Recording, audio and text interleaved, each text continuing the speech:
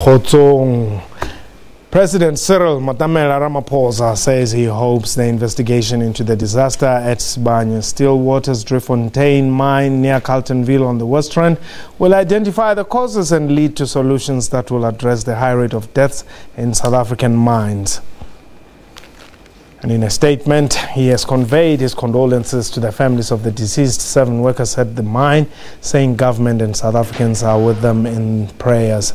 The deceased include mine workers from neighboring states such as Mozambique. The presidency also sent its best wishes to those directly and indirectly affected by the disaster, which Ramaphosa says should move the mining industry and government to jointly find ways to protect the workers at the heart of the economy. Meanwhile, management of the Sibanye-Stillwater mine in Carletonville has confirmed that the bodies of all the 7 mine workers who were trapped underground after a seismic event have been retrieved. In the early hours of this morning, we recovered 2 of the remaining 3 employees who were still trapped underground.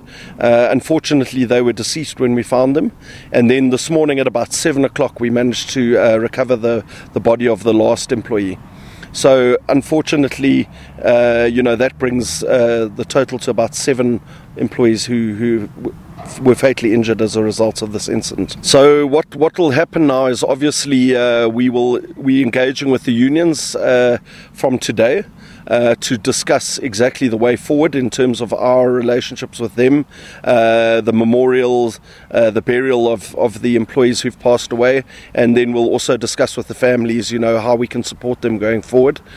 And then we will then start to engage with the DMR in terms of the investigation. So looking into the causes of this incident, what could have been done perhaps if anything to prevent it, and then we'll obviously implement any remedial measures that are required. So we do have monitors. It's very difficult to predict the seismic activity because it's quite a sudden event.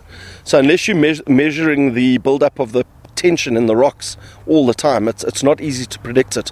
But I guess the comment that was made by AMCU was that there was an earlier event, but it was on the other side of the mine, and we should have withdrawn everyone. Now, with that event, we obviously did look in that area what the impact of that event was, and there wasn't any major structural damage or any safety implications of that event, which was a big event.